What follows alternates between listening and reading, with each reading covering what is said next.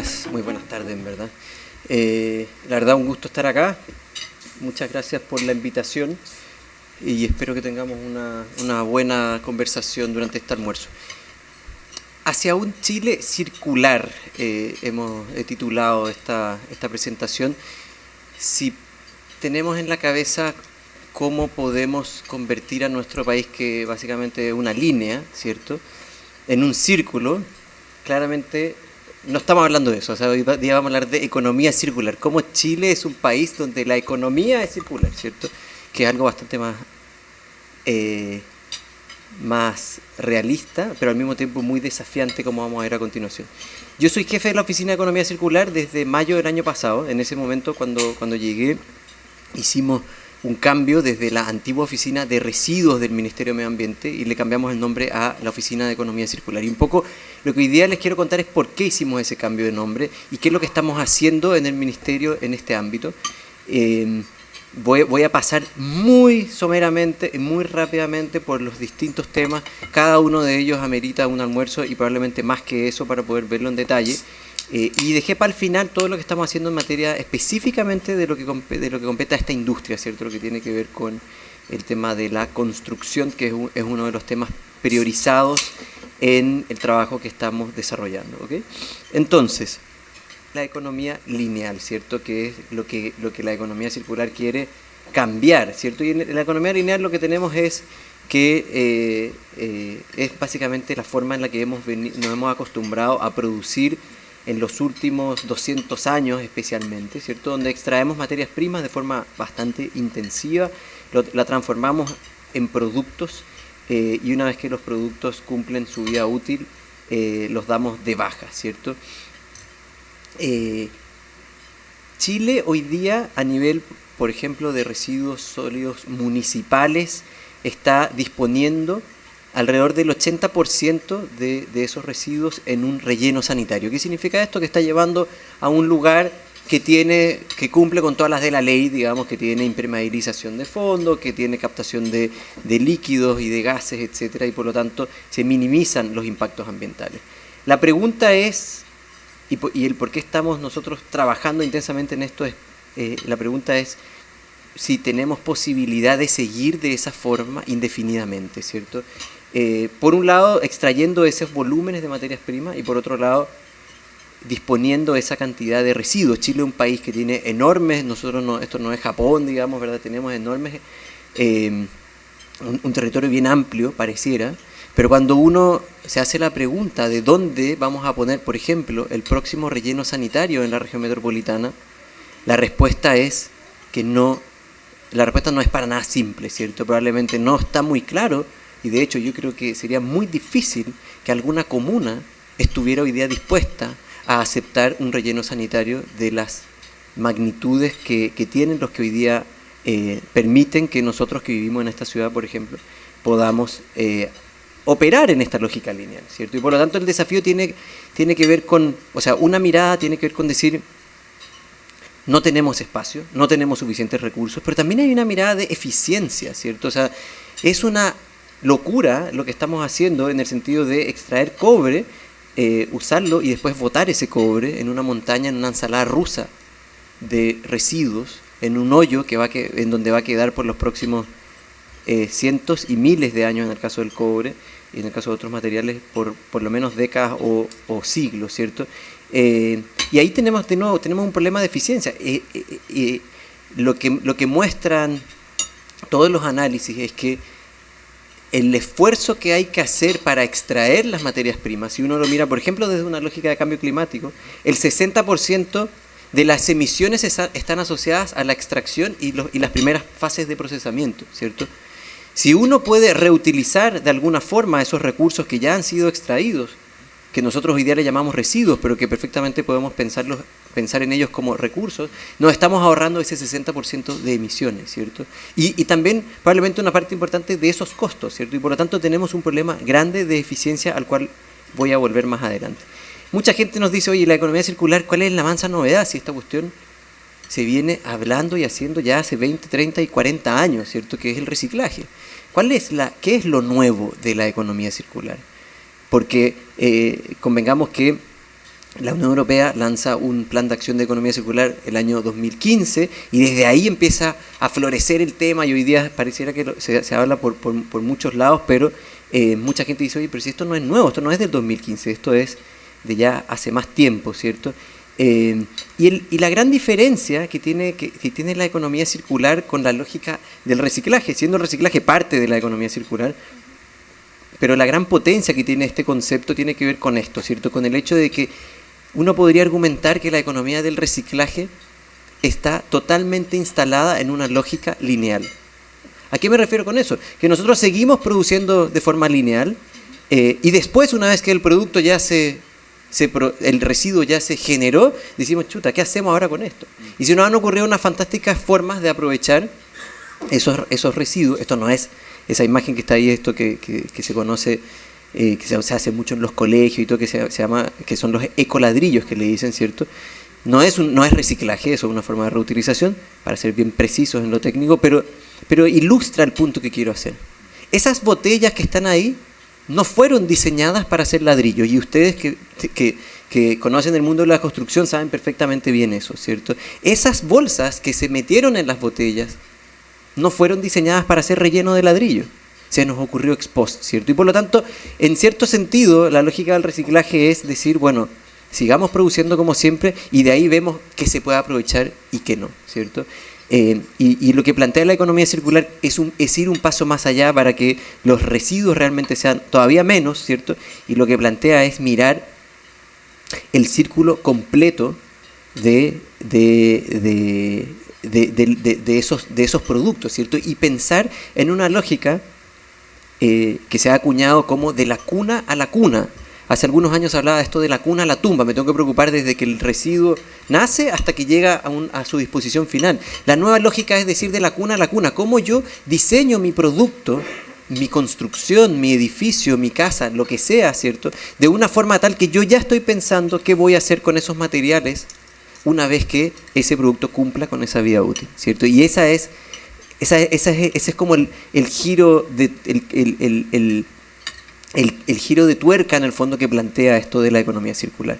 Y lo cierto es que la economía circular en verdad no tiene 40 años ni nada, tiene siglos, tiene milenios, ¿cierto? Tiene millones de años. La naturaleza por diseño, funciona de forma circular. En ese parque, ¿cierto? En ese bosque no hay residuos, ¿cierto? Las hojas caen, se convierten en fertilizante para lo que sigue, ¿cierto? Los distintos microorganismos también son parte de una cadena donde no hay residuos, ¿cierto? En un bosque no hay un relleno sanitario, ¿cierto? No estamos acopiando de forma indefinida ese tipo de cosas, ¿cierto? Y aquí voy a poner un ejemplo súper concreto de una empresa que justamente plantea que yo creo que es muy ilustrativo respecto de este cambio de mirada, ¿cierto? Esta es una alfombra, como la alfombra que tapiza este salón, ¿cierto? En una lógica de reciclaje, ¿qué podemos hacer con esta alfombra? ¿Cierto? A alguien se le podrá ocurrir tal vez una magnífica obra de arte con algunos metros cuadrados de lo que está acá, y en verdad no es mucho más, ¿cierto? Y de ahí probablemente la única forma que tenemos de aprovechar algo del recurso que está contenido en ese material es metiéndolo a una incineradora y recuperar algo de energía, ¿cierto? Hasta ahí llegamos. Y lo que plantea esta empresa es decir, ¿por qué no hago yo un diseño de esta alfombra de forma tal que aquello que se gasta y que es lo que me obliga a estar cambiándola cada cierta cantidad de años, puedo reprocesar y puedo volver a convertir en esos pelitos que son los que se gastan, ¿cierto? Y de esa forma, lo que yo necesito como nuevos materiales, como materia prima virgen, es mínimo, y yo estoy ya pensando de la cuna a la cuna. Estoy pensando, ¿para qué voy a usar esa alfombra al momento que se dé de baja? Algo que nadie pensó cuando diseñó la alfombra sobre la que estamos hoy día parados, ¿cierto? Y lo otro que también es bien importante de este cambio, este giro copernicano, es el hecho de que esta empresa también cambia su modelo de negocio, no solamente su modelo de producción, su forma de producción, sino que esta empresa, dado que es el principal interesado de recuperar esas alfombras, ¿cierto? Y dado que reconoce que los clientes lo que necesitan no son alfombras, lo que necesitan es tener alfombras en buen estado. Lo que hace esta empresa es vender el servicio de alfombrado, ¿cierto? Y esto de el producto que ahora podemos vender como servicio pasa a ser como uno de los mantras, podríamos decir, de la economía circular. O sea, la economía circular lo que busca replantear es no solamente cómo repensamos los productos, sino también nuestros modelos de negocio, ¿ok? ¿Dónde está Chile? Hoy día, estos son los países OCDE, los países con los que hoy día nos gusta compararnos. ¿Cuántos residuos? Esto es a nivel municipal. Ya voy a llegar a los temas de construcción, ¿cierto? Pero a nivel municipal, para hacerse una idea más macro, ¿cierto? Hoy día Chile genera más residuos per cápita que Japón y Corea, ¿ya? Y estamos por ahí en el montón, digamos, dentro de los países de la OCDE, ¿cierto? Pero ahora vamos a ver en la barra azul cuántos de esos residuos tienen aprovechamiento nulo, que significa que van directamente a un relleno sanitario. Y vemos que Chile compite mano a mano con Turquía por el último lugar. Hoy día, de los residuos sólidos municipales, apenas estamos aprovechando un 4%. ¿Ya? Y llegar al montón, ¿cierto?, de esa tabla representa para nuestro país un desafío enorme y eso es un poco el desafío que nosotros hemos asumido también como Estado de promover estos cambios a través de un conjunto de instrumentos que son los que les voy a comentar más adelante en la presentación, ¿cierto? Lo que vemos acá es un desafío gigante, como digo, y al mismo tiempo una tremenda oportunidad. Una oportunidad ambiental, por todo lo que ya señalé, una oportunidad económica, por las eficiencias que esto puede generar, por los nuevos tipos de negocios y emprendimientos que puede generar, ¿cierto? La Unión Europea se ha enfocado fuertemente en la economía circular, por un lado por el tema ambiental, pero muy fuertemente por las oportunidades que tienen las empresas europeas de empezar a diferenciarse en estos ámbitos, como una oportunidad económica para sus países, ¿ok? Y también una oportunidad social, ¿cierto? Aquí tenemos a nivel, por ejemplo, de nuestro país, y es la situación en América Latina, una gran cantidad de recicladores de base que han por ya muchos años sido una parte muy importante de los esfuerzos de reciclaje, y aquí ellos tienen una oportunidad de también elevar sus estándares laborales y de vida. Y es una oportunidad, estamos convencidos, de poner a nuestro país en el mapa, ¿cierto? Chile, nosotros hemos sido el primer país en la región en tener una oficina de economía circular. Estamos viendo un conjunto de innovaciones que están llevando la delantera a nivel de la región, ¿cierto? Y en ese sentido realmente creemos que tenemos una oportunidad enorme que aprovechar. Entonces, ¿qué es lo que estamos haciendo? Lo primero, lo que ya comentaba, la ley REP, la ley de responsabilidad extendida al productor, que voy a comentarles muy a grandes rasgos de qué se trata, ¿cierto? Pero básicamente contarles primero que esta es una ley que la ingresó el presidente Piñera al final de su primera administración, se aprobó durante el gobierno de la presidenta Bachelet el año 2016 y desde ese momento hemos estado en pleno proceso de implementación de la fase regulatoria que es necesaria para que entre en efecto la regulación, ¿cierto? Es importante aquí tener claro una cosa. Menciono al presidente Piñera y a la presidenta Bachelet porque aquí no hay, a diferencia de otros ámbitos de política pública, no ha habido en las últimas administraciones cambios de un lado al otro, de un extremo a otro, como sí se ha visto en otros ámbitos de política pública. Yo creo que eso es una muy buena noticia para todos nosotros, porque significa que podemos trabajar con un horizonte de largo plazo. Esto ha sido 100% política de Estado, ¿ya?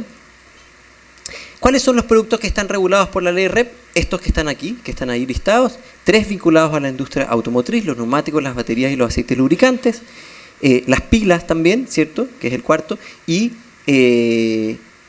dos categorías que son sumamente amplias, que son los envases y embalajes, que están presentes prácticamente en toda la economía, y los aparatos eléctricos y electrónicos que también van desde un celular hasta un refrigerador o un aire acondicionado. Entonces tenemos una diversidad enorme de productos ahí. ¿Qué significa la ley REP? ¿Qué es lo que es esto de la responsabilidad extendida del productor? Nosotros lo que le estamos diciendo a los productores, que hoy día cuando venden, por ejemplo, un neumático, son responsables hasta el momento de la venta. Una vez que ese neumático se ha dado de baja, ese productor ya no tiene nada que ver con ese neumático, ¿cierto?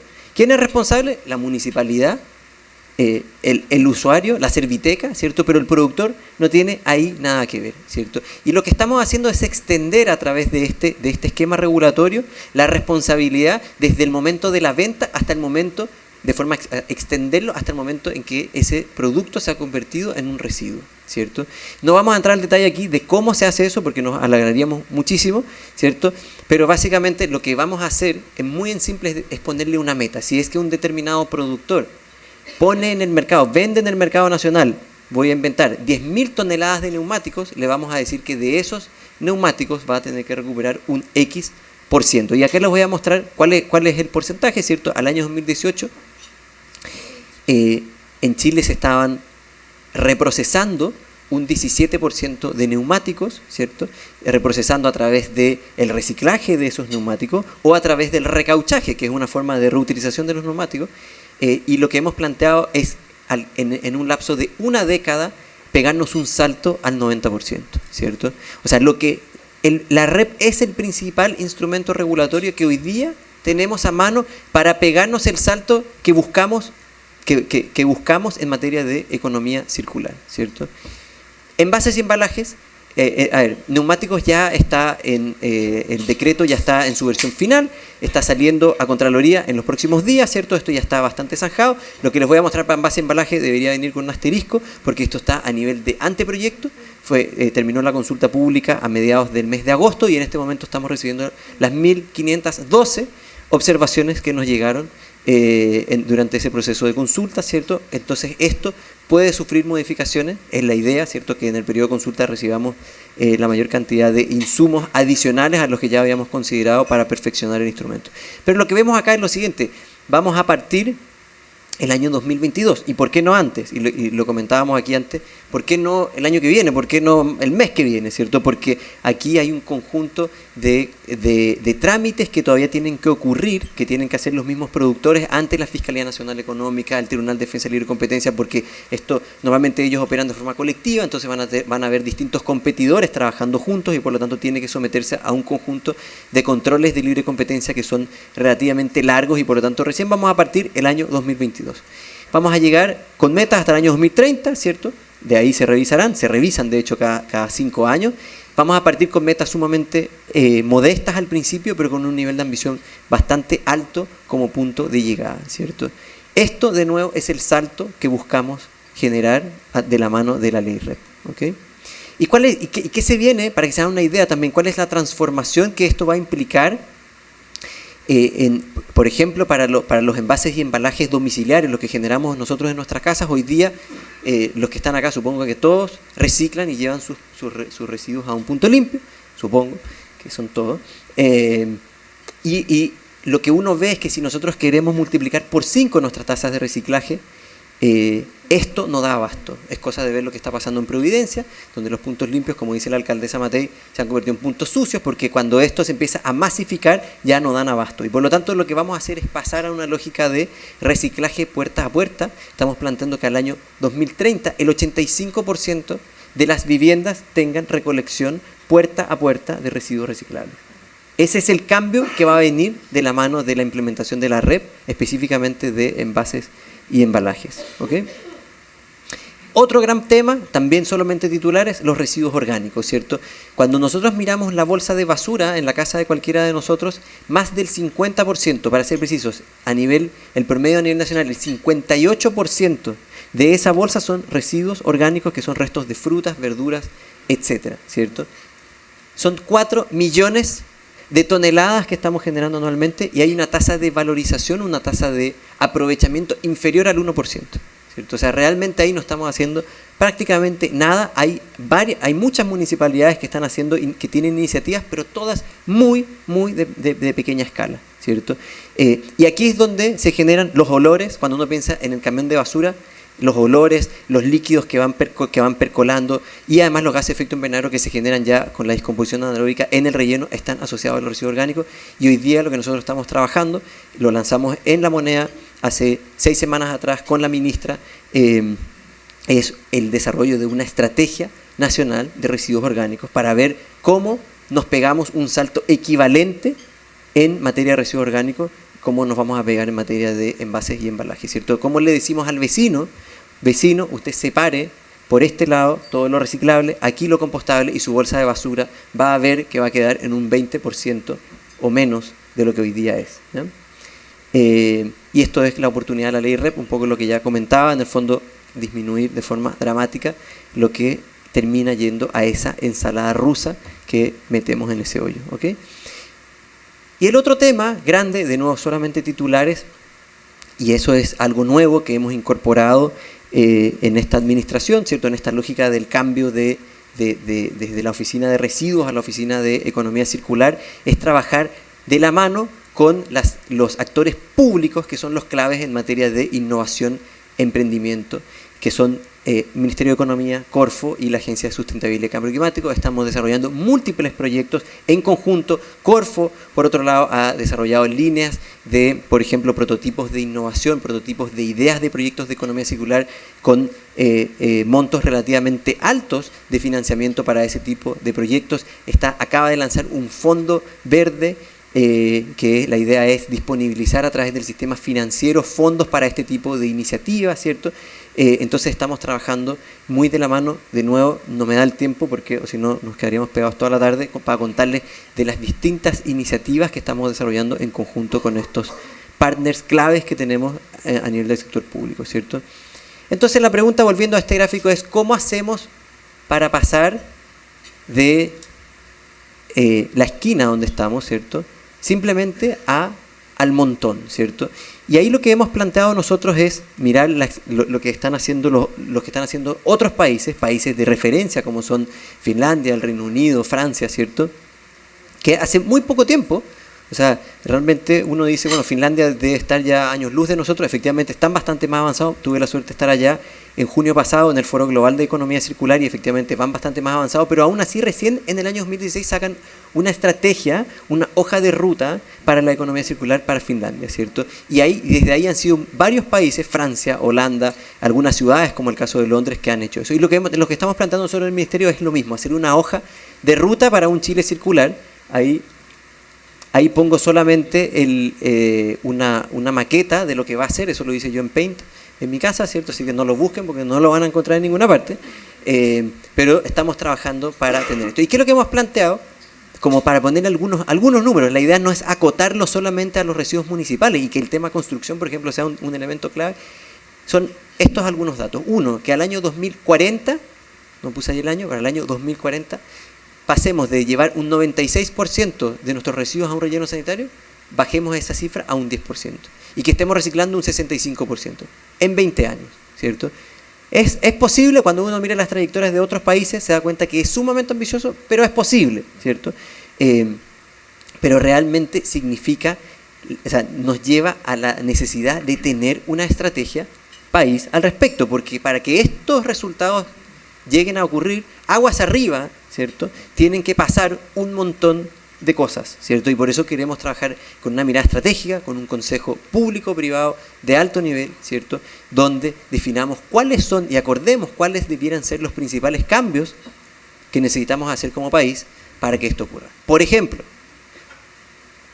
los demás países que tienen esas tasas que mostraba antes, esto no es por obra de simplemente de la buena onda, de que son más inteligentes o de que son más ordenados que nosotros, ¿cierto? Sino esto tiene que ver con políticas públicas, por ejemplo, con ponerle impuestos a la disposición de relleno sanitario. Hoy día disponer una tonelada de residuo en Chile cuesta $15. Hacerlo en el Reino Unido cuesta $120, ¿cierto? Y eso es un impuesto, no es solamente los costos adicionales de gestión que tienen, ¿cierto? Cuando eso vale $120, bueno, ya nadie quiere ir al relleno sanitario, ¿cierto? Pero esa es una discusión país, no es una discusión, porque eso le pega a los municipios, le pega a todo el mundo, le pega a la construcción, ¿cierto? Y por lo tanto, no estoy diciendo que vamos a tener esos números, estoy diciendo que esa es una discusión que tenemos que tener, que si no tenemos ese tipo de instrumentos, difícilmente vamos a lograr este objetivo o cualquiera que se le acerque, ¿cierto? ¿Cómo se ve esto en la práctica, ¿cierto? Como decías tú, en Finlandia, en el mes de junio, y me tocó ver esto. Es el antiguo relleno sanitario en las afueras de Helsinki, ¿cierto? El relleno sanitario, no sé si esto me acompaña, a ver, el relleno sanitario, los que ven, está como por acá, el antiguo relleno, ¿cierto? Por el lado, aquí solamente se asoma la puntita, ya está enteramente cubierto de pasto, ¿cierto? Es una cuestión bien, bien grande. Y donde estaba el antiguo relleno sanitario tienen esto. ¿Qué es lo que es esto? Básicamente es una planta de procesamiento de recursos, ¿cierto? No es una planta de disposición de residuos, ¿cierto? Y aquí lo que llegan son lo que llega son los residuos orgánicos que van a un biodigestor y después a una planta de compostaje, llegan los restos, los escombros y llevan los otros tipos de residuos de la construcción, son separados, clasificados, reprocesados para volver a ser comercializados, ¿cierto? Esto es una planta industrial, ¿cierto? Y esa es la visión, en el fondo, con la que tenemos que trabajar para poder pensar que este tipo de cosas son posibles. ¿Son posibles o no? Nosotros, acuérdense, hace solo 20 años, el año 2000, el río Mapocho olía, ¿saben a qué? ¿Cierto? Era de un nivel, era realmente desagradable caminar por las riberas del río Mapocho, ¿cierto? Teníamos como país apenas un 20% de tratamiento de agua servida.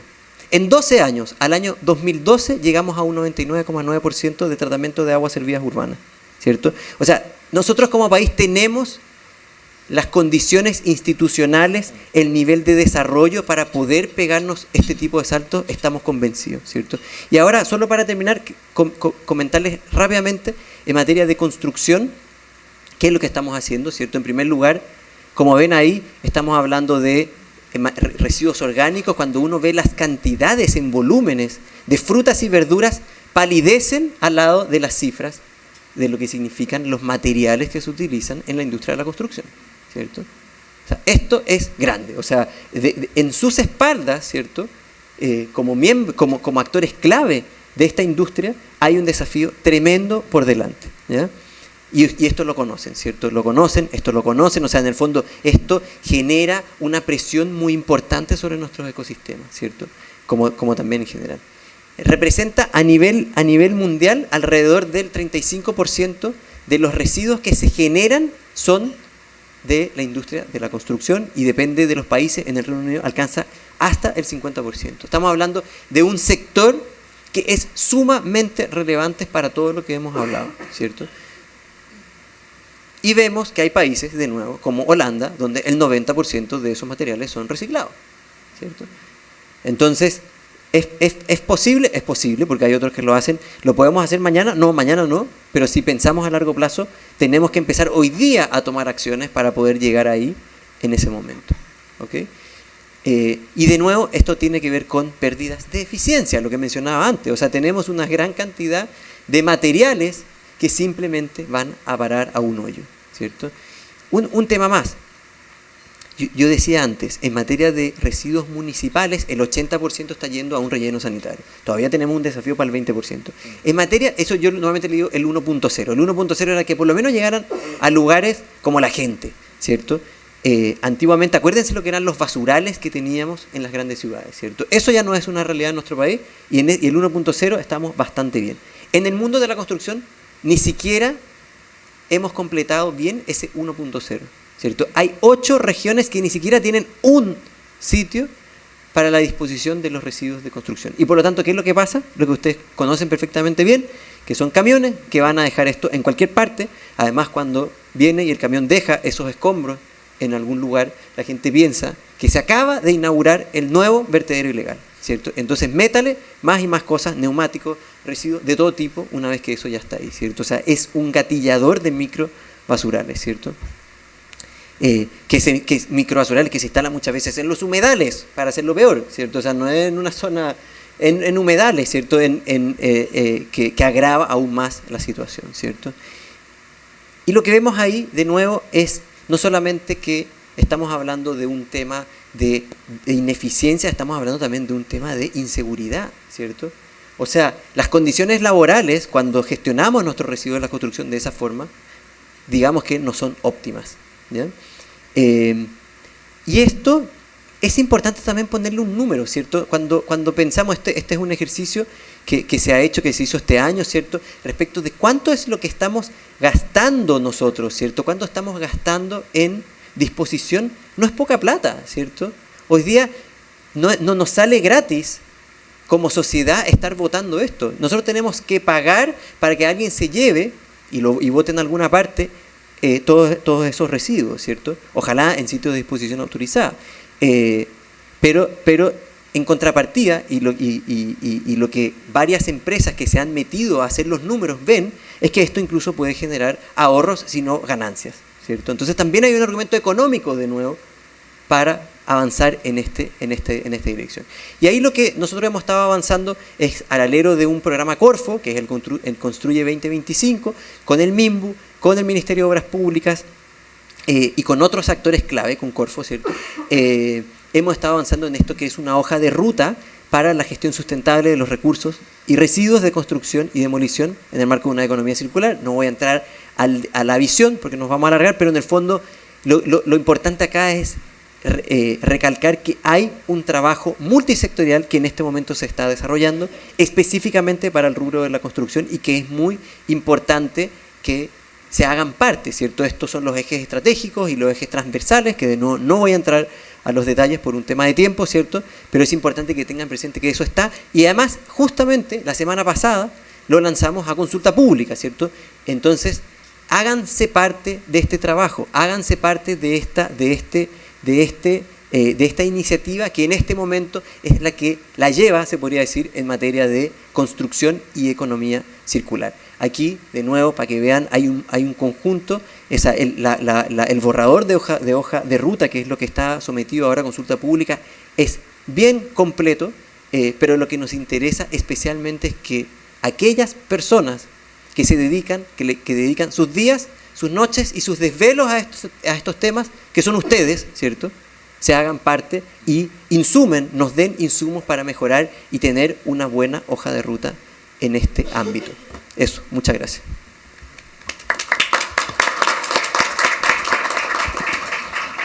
Súper interesante. Vamos a hacer las preguntas al final. Vienen harta idea a la cabeza, pero para no perder el hilo. María José Medina, te dejo el micrófono para que tú nos... ¿Tenemos la presentación? Ahí está. Hola, saludarlos a todos. Buenas tardes. Mi nombre es María José Medina, pertenezco a Claro Vicuña Valenzuela hace 4 años más o menos. Y desde esa fecha estamos trabajando en la gestión de residuos, ¿ya? Les voy a comentar un poquito qué es Claro Vicuña. Ya es una empresa que hoy día tiene más de 60 años, una empresa de construcción principalmente. Está un poquito la historia desde 1957 hasta el 2018. Ya venimos trabajando en proyectos de distintas especialidades: minería, obras civiles, edificaciones, viviendas sociales e infraestructura vial. ¿Ya? Principalmente tiene grandes proyectos en la 8ª región, de donde nace esta organización, y se ha ido masificando y distribuyendo a lo largo de Chile. ¿Ya? Nos vamos a enfocar en el área de edificación, que es el área donde hemos trabajado estos 4 años con la gestión de residuos. Es un área que la organización ha desarrollado ya desde sus inicios y lleva más de 1 millón de metros cuadrados construidos a la fecha. ¿Ya? También contamos con el sistema de gestión integrado, donde estamos certificados en calidad, seguridad y medio ambiente.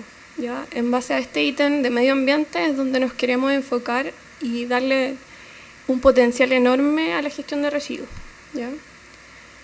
Solo en el área de edificación, en los últimos proyectos ejecutados por Claro Vicuña, 3,3 metros cuadrados construidos se generaron 3,3 metros cuadrados construidos se generó un promedio de 1 metro cúbico, ¿ya?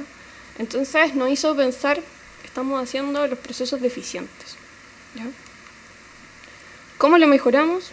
¿Qué leyes regulan hoy día la gestión de residuos a nivel nacional? La ley 20.879 sanciona el transporte de desechos hacia vertederos clandestinos. La ley RED, que él lo complementó súper bien, 20.920, establece el marco para la gestión de residuos, la responsabilidad extendida al productor y el fomento al reciclaje. Es acá abajo donde pueden ustedes ver que está el productor y nosotros como generadores, ¿ya? Si bien el productor produce esos productos, nosotros los compramos, pero generamos más residuos. ¿Ya? Es ahí donde nos enfocamos en esta ley REP, que nos compete el tema de los envases y embalajes, las pilas y los aparatos electrónicos o eléctricos. ¿Ya? Y la NSH 3322, ¿ya? Que es la de los colores de los contenedores. Súper importante. ¿Por qué es súper importante la NSH 3322? Para generar cultura. ¿Ya? Nosotros nos dimos cuenta que hoy día no podemos empezar a segregar en nuestras obras si no generamos la cultura de los trabajadores. No podemos tener contenedores de distinto color si le indicamos que en una obra que el plástico es verde y después va al punto limpio y es amarillo. Entonces la idea era que todo fuera continuo. Como el ciclo óptimo de los residuos de construcción y demolición, que es un ciclo cerrado, ¿ya? Que parte desde la construcción, la infraestructura, la demolición, como puedes ver, la separación y reciclaje primario, el transporte de estos residuos y la separación y disposición final de los escombros. Donde tenemos una gran oportunidad hoy en día es en la segregación y reciclaje primario, ¿ya? Donde nosotros vimos una oportunidad. Nos presentamos en 3 escenarios que a lo largo de estos 4 años lo hemos ido ratificando. El primer escenario fue un proyecto de edificación que es CIVIC, que está en la 8ª región, de 18.000 metros cuadrados, donde el indicador de gestión ambiental era 0,30, ¿ya? Que es el que teníamos a la fecha, que era no haciendo gestión, sino que solo diciendo, oye, vamos a generar ciertos puntos limpios y veamos qué sucede. Después, en Lomas Verdes hicimos un prototipo, dijimos ya, si tenemos la idea, esto queremos implementar, pero hagamos que pasen las cosas, que sucedan, que sea un hecho, que sea una realidad, no que solo tengamos las láminas y que la gente vea qué hace, ¿ya? Entonces en Lomas Verdes lo ejecutamos, hicimos gestión. ¿Qué significa hacer gestión? Contactarse con recicladores bases, mostrarles el proyecto, mostrarles cómo podemos utilizar ciertos residuos de la obra y que ellos dispongan como materia prima para sus nuevos proyectos, etc. ¿Ya? Después pasamos a un proyecto que es Pingueral, que se terminó hace 4 meses atrás más o menos, de 11.000 metros cuadrados y nos dio un indicador de 0,20, ¿ya? 0,20 metros cúbicos por metro cuadrado. Esta obra estaba emplazada a 32 kilómetros de Concepción, una zona costera, muy difícil de acceder, ya es un sector privado. Entonces nosotros, para que al reciclador base fuera eficiente y fuera de su agrado de cierta forma ir a retirarnos estos residuos, teníamos que acumular bastante, ¿ya? Bastante de zonas de acopio donde estaba ordenado y bastante acumulación de cartones, plásticos, vidrio, etc. Para que ello fuera rentable de cierta forma irlo a retirar de nuestras obras. Bueno, ¿cómo implementamos este plan de manejo y gestión de residuos? ¿Ya? Colocando unos objetivos, que el indicador de gestión ambiental en todas nuestras obras fuera menor a 0,22 metros cúbicos por metro cuadrado. La identificación y estimación de los residuos, ya en base a coeficientes tomados desde España, para ver cuántos metros cuadrados iniciábamos una obra y poder tener indicadores de cuánto escombro íbamos a retirar, de cuánto plástico, madera, etc. ¿Cómo lo íbamos a manejar? ¿Dónde íbamos a colocar nuestros puntos limpios? La logística para la llegada de los recicladores bases, etc. ¿Cómo íbamos a segregar y qué vamos a segregar por cada obra? ¿Ya? ¿Cómo iba a ser el envasado de esta segregación? Las responsabilidades, la capacitación al personal y finalmente la reutilización, valoración y eliminación de estos residuos, ¿ya? Y el análisis final de los beneficios que esto nos provoca. Los compromisos necesarios para tener este plan es que la organización esté comprometida. Si la organización no está comprometida, es poco probable que las obras puedan hacer algo de gestión, ¿ya? Administradores y el equipo de trabajo. Dentro de cada obra hay un administrador y un equipo de trabajo que en su generalidad tiene que estar comprometido con el tema de la gestión. Si no reciclamos en la oficina, no podemos exigirle a nuestros trabajadores que reciclen. Entonces tiene que venir desde todas las áreas y en todas las líneas. También los subcontratos, ¿ya? Es súper importante. La mayoría de las obras de construcción hoy día externaliza todo, subcontrata mucho, que los subcontratos también tomen esta ley y tomen esta responsabilidad. Por decir algo, por poner un ejemplo, el contratista eléctrico siempre desperdicia conduit, ¿ya? Mucho conduit. Acá en Santiago hay empresas que reciclan el conduit, ¿ya? En Concepción, una que otra traía, de hecho, el mismo conduit lo acumulaba y lo traía a Santiago. Pero acá en Santiago existen empresas que reciclan el conduit. Entonces podemos exigirle a nuestro contratista eléctrico que lo recicle. Y así él mismo se da cuenta de que sus trabajadores empiezan a desperdiciar mucho y lo van reutilizando ellos mismos, ¿ya? Y por ende también tenemos el compromiso con las empresas recicladoras o los recicladores de base que estén cercanos a nuestro emplazamiento de la obra. Súper importante tener una gestión con ellos y un compromiso para trabajar juntos. Es súper importante, ¿ya? Generar los puntos limpios, como les comentaba al inicio, tratando de que sean en base a la normativa, tratando de que todos nuestros contenedores sean de los colores de la normativa, así nuestros trabajadores llegan a la obra y ya saben dónde depositar el plástico, dónde depositar los cartones, los metales, y ellos cuando lo enseñen en su casa o lo traten de distribuir a sus hijos, lo puedan implementar igual. Vayan a la disposición de su municipalidad y vuelvan a botar el plástico en el mismo contenedor y así, ¿ya? También hay grandes oportunidades en el tema de planificación, mucha planificación al inicio, mucha conversación respecto al tema, ¿ya? Para disminuir la cantidad de residuos. Como comentábamos al inicio, la idea no es que esto sea una economía circular, ¿ya? Para eso lo importante es la planificación al inicio de una obra. Así reducimos enormemente la cantidad de residuos que vamos a generar al final del proyecto o en la ejecución del. ¿Ya? Acá, por ejemplo, en Claro Vicuña se hicieron bodegas de residuos peligrosos y sustancias peligrosas modulares. Entonces ya no había una bodega que ejecutara en la obra, sino que el container se trasladaba de obra en obra. Reducíamos bastante el generar esta bodega, ¿ya? Implementamos los contenedores para que los mismos trabajadores depositaran sus envases de bebida y así. Como les comentaba, la planificación es súper importante, entonces nos dimos cuenta que para no seguir la cadena de generar harto residuo, sino disminuirlo, que ahí es el punto importante de esto, hay que invertir harto tiempo en la planificación, ¿ya? Para eso dijimos, vamos a utilizar metodología BIM. ¿Ya? Hoy día estamos no utilizando la metodología BIM en su 100%, sino que hemos llegado hasta el 5D. ¿Ya? Generando un proyecto de edificación en Revit, dibujando las cosas, señalando las interferencias, cruzándolo con nuestra programación, viendo nuestra secuencia constructiva, viendo en qué momento íbamos a desperdiciar material y sacando la cantidad de material óptima que íbamos a necesitar en la obra, no más ni menos, ¿ya? Tenemos dos ejemplos acá, la modulación de placas fenólicas, súper importante. Las losas en la mayoría de los edificios hoy día se ejecutan con placas fenólicas, ¿ya? No modularlas en todos los ajustes nos genera un desperdicio enorme, ¿ya? Modularlas nos genera un ahorro enorme de madera, ¿ya?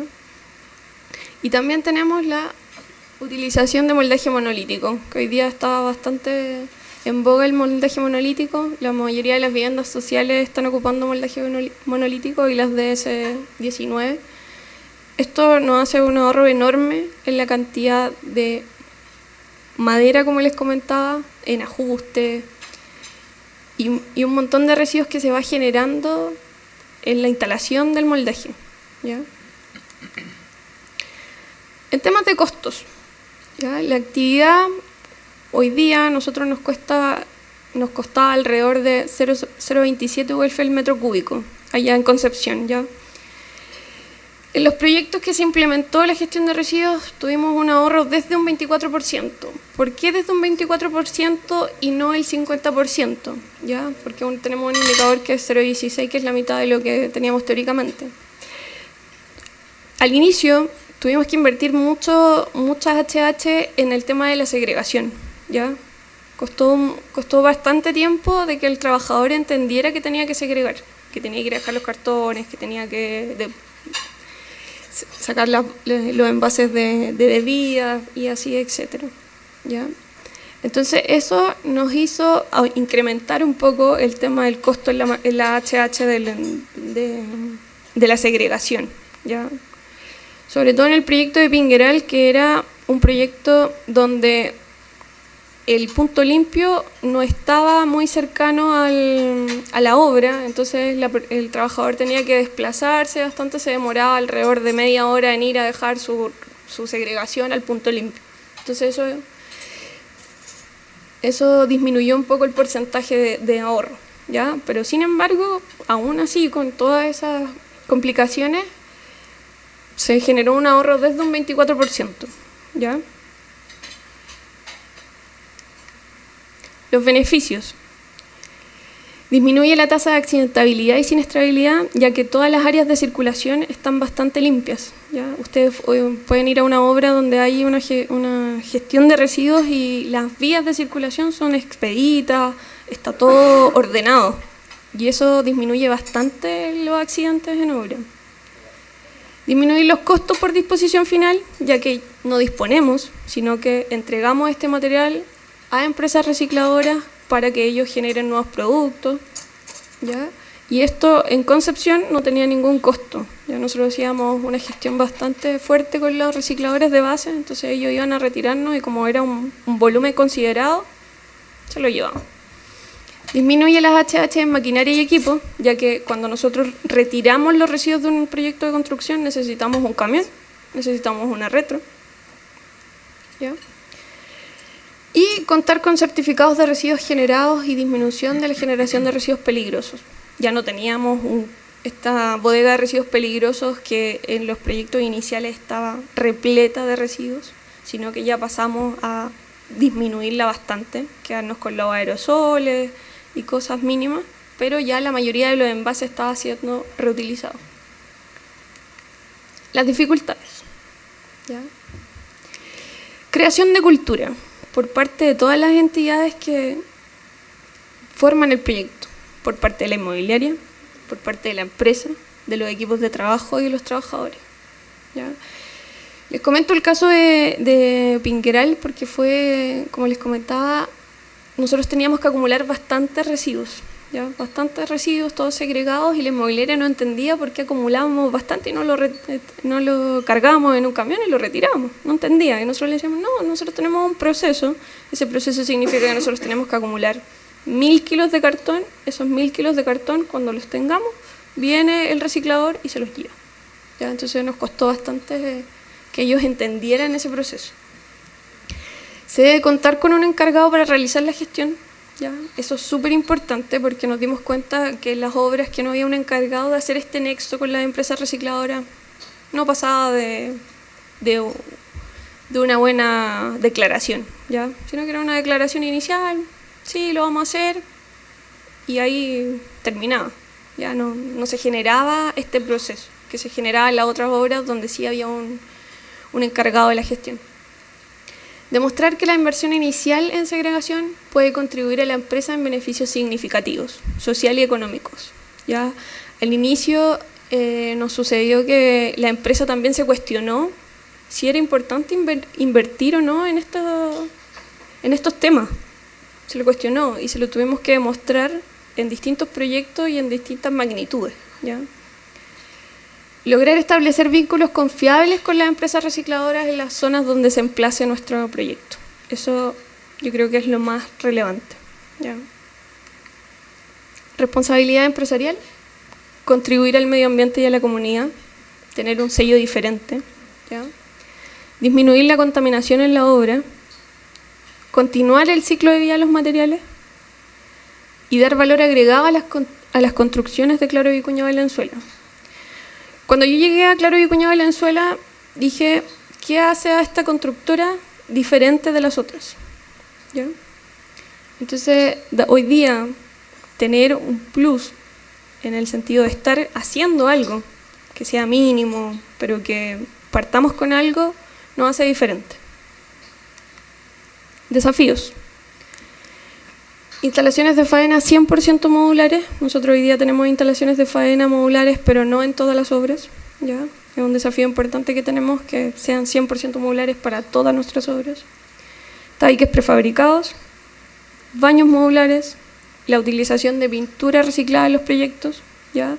No sé si ustedes saben, pero hay una empresa, no recuerdo el nombre, que hace pintura para los estacionamientos, para la demarcación de poliestireno, ¿ya? Más conocido como Plumavit, ¿ya? Ideatec.